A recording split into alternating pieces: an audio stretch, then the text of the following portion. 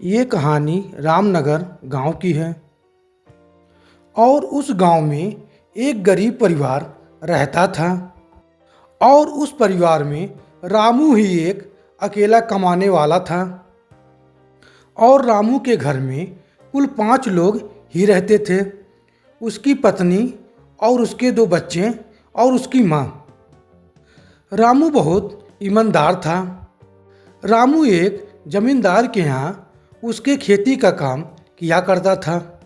एक दिन रामू घर से खेती की ओर जा रहा था तो उसकी पत्नी कहती है कि आज शाम होते ही जमींदार यहाँ से पैसा लेते आना, क्योंकि घर का सारा सामान लाना है।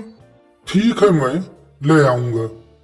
और वह काम पे चला जाता है और खेत में बहुत मेहनत करता है और शाम को जमींदार के पास जाता है और कहता है कि साहब, मुझे कुछ पैसे चाहिए, बहुत जरूरी काम है। रामू, मेरे पास पैसा इस वक्त नहीं है। ठीक है साहब। फिर रामू घर चला आता है और अपने पत्नी से कहता है कि जमींदार साहब आज पैसा नहीं दिए। चलो हाथ पैर धो लो और खाना खा लो। सीमा, कल मैं कुछ पैसे यहाँ रखा हुआ था, उसे दे दो। अरे यहाँ कोई पैसा नहीं है। अच्छे से देख लो, मैं यहीं पे रखा हुआ था। जी मैंने देख लिया, वहाँ कुछ नहीं था। अब जमींदार सोचता है कि पैसा कहाँ गया। अरे मैंने यहीं तो रखा था, कहीं रामू तो नहीं लेके चला गया। अब जमींदार तुरंत फ़ोन पुलिस को लगाता है। पुलिस और जमींदार तुरंत रामू के घर पहुंच जाते हैं और जमींदार कहता है कि रामू ने ही मेरा सारा पैसा चुराया है। रामू हैरान होकर कहता है, साहब आप क्या कह रहे हैं? मुझे कुछ समझ नहीं आ रहा है। ज़्यादा भोला मत बनो। कल तुम मेरे घर पैसा लेने आए थे और जब पैसा मैंने नहीं दिया तो चुरा लिया। साहब, मैंने कोई पैसा नहीं चुराया है। तो बताओ पैसा सारा कहाँ गया? तुम्हारे अलावा कोई नहीं आया था। अगर पैसा तुम लिए हो तो लौटा दो इनको। अब तुम भी मेरे पे शक करने लगी? अब तुम लोगों की नौटंकी खत्म होता है। चलो थाने में तुम लोग की पूछताछ होगी। अब सब लोग थाने में चले जाते हैं। अब पुलिस रामू से पूछता है, देखो रामू, अगर तुम पैसा चुराए हो तो लौटा दो और तुम्हें कम सजा मिलेगी। साहब, मैं आपके यहाँ इतने दिन से काम कर रहा हूँ, क्या आपको मुझ पर भरोसा नहीं है? रामू अब रात भर थाने में रहता है और अब सुबह हो जाती है। रामू की पत्नी अपने सास से कहती है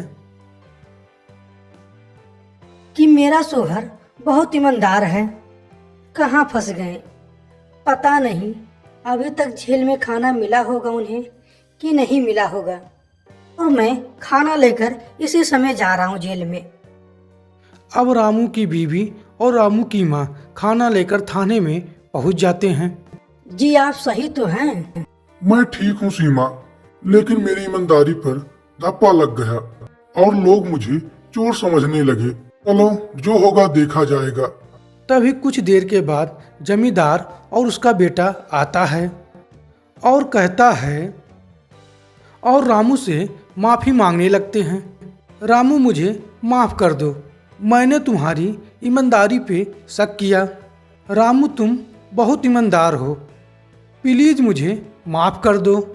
रामू को कुछ समझ नहीं आ रहा था। रामू, मेरे बेटे ने कल मुझे बताया कि पैसा मैंने उठाकर अलमारी में रख दिया था और मैंने अपने बेटे से पूछा भी नहीं था और तुम्हें चोर समझ लिया। साहब, रामू का कोई दोस्त नहीं है, अब रामू को छोड़ दो। सारा दोष मेरे बेटे का है। उसने पैसा ना उठाया होता, ना मैंने रामू को गलत समझा होता।